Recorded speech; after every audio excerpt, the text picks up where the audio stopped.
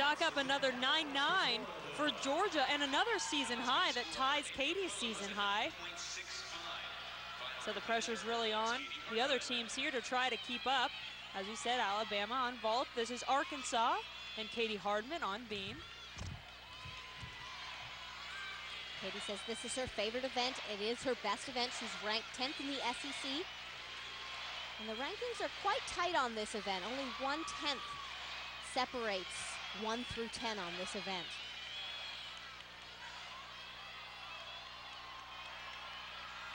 Crucial tumble series here. 3 elements directly connected. Back handspring layout, straight down that 4-inch wide beam.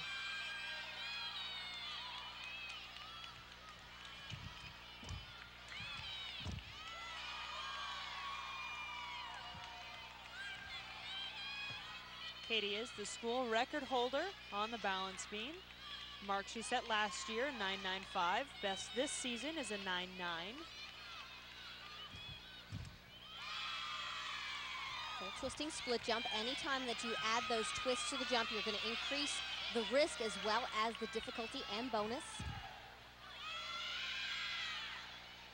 Katie does a very nice job in changing her rhythm throughout her dance, going from smooth to sharp and crisp. We saw her teammates jumping out there to move the landing mat, dismounting with a big dismount. It's a gainer full. That is new difficulty for Katie this year. Another excellent performance. Katie certainly pleased with that. Boy, she thrust her arms up into the air when she completed this routine. It always feels good to hit a solid beam routine. This is what I call a bam-bam routine, getting after every single element aggressively and with confidence. A lot more still to come in this rotation. Ashley Kupets for Georgia. Ashley Miles, the defending NCAA champion, involved. You are watching the SEC Gymnastics Championship from the arena at Gwinnett Center. We are in the middle of rotation number 5 out of 7 rotations tonight. And is this ever an intense competition? You can see it there on the face of Georgia coach Suzanne Yochlin, her team competing on bars in this rotation. As I mentioned earlier, LSU has already completed 3 events. This is Georgia's 3rd.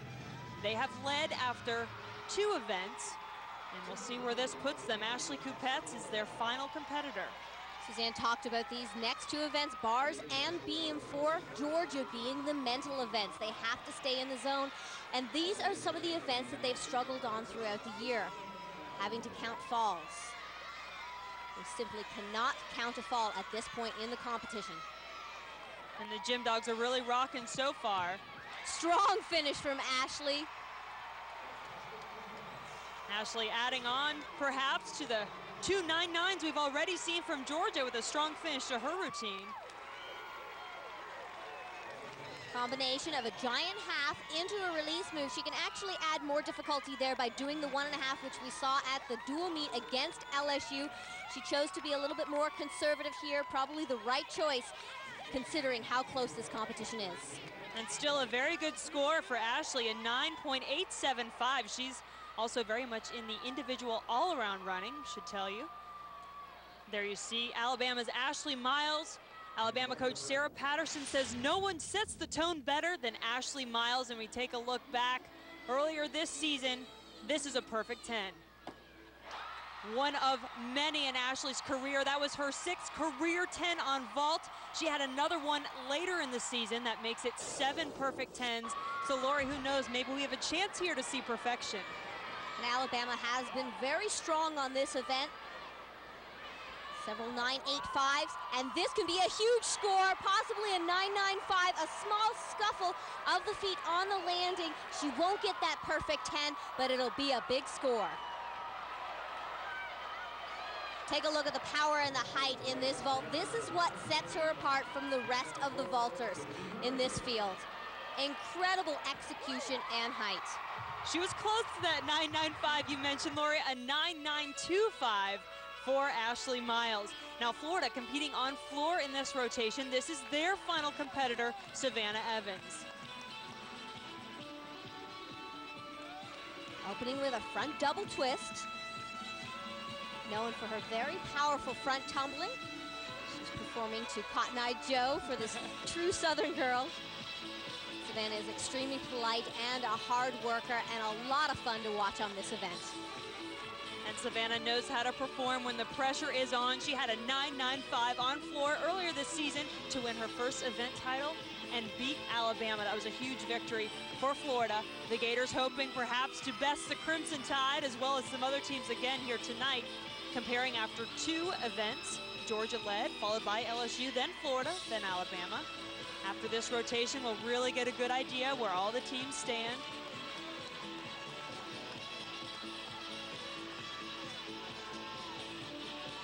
See your teammates cheering along on the sidelines. A little bit of a different feeling from the dual meet competition where they can really be close to the floor. At a competition like this where you have 7 teams, they are restricted to being inside that corral right there.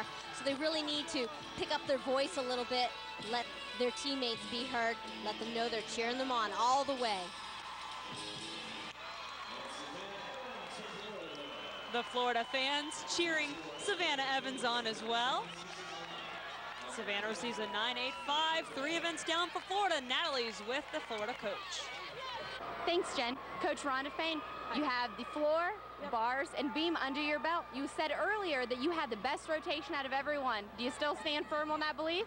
Well, you know, we're really happy that we get to finish on vault. That's been our best event, our best scoring event all year. So we're looking forward to finishing strong. Well, good luck to you. Thank you. Back to you, Jen. Who else will finish this meet strong? We'll find out. The next rotation will be crucial. Georgia and LSU going head-to-head. We are ready to begin a very crucial rotation number 6 here at the SEC Championships. The LSU fans cheering their team on. Their team that has been ranked as high as #1 in the country this season will be competing in this rotation against Georgia. Those are the 2 main teams to watch. Auburn also on vaults, Kentucky on bars. This is the final event for both these teams as Dee Bro talks to her team. And right there, Lori, you just heard Dee Bro say, I'm going to put Terin in. Terin Martinjak, a late addition to the lineup. And look at Dee Bro. I mean, she is getting this team fired up. Most often, a team will warm up 7 athletes, and Terin was the alternate for floor. And Dee felt that she would be the better gymnast to put in at this time, a very crucial strategic coaching decision on behalf of Dee. Well, we'll see how it pays off. Terin Martinjak, the junior from Clearwater, Florida. The pressure is on these LSU Tigers. They trailed Georgia by 1/4 of a point. They've got to make up some ground here. A very strong floor worker considering she was their alternate. That just shows you how tough they are on this event. They're ranked #1 in the country. Opening with a double pike solid landing.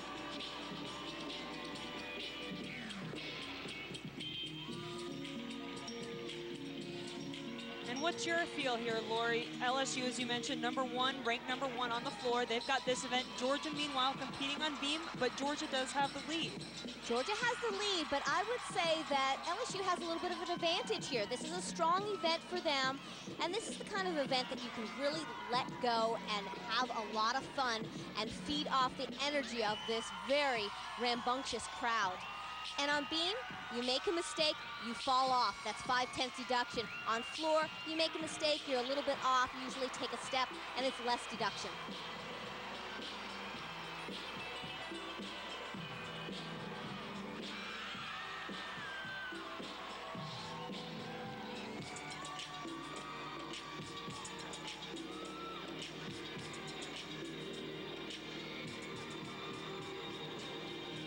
An excellent performer on this event. Gorgeous dance and solid tumbling. Very clean.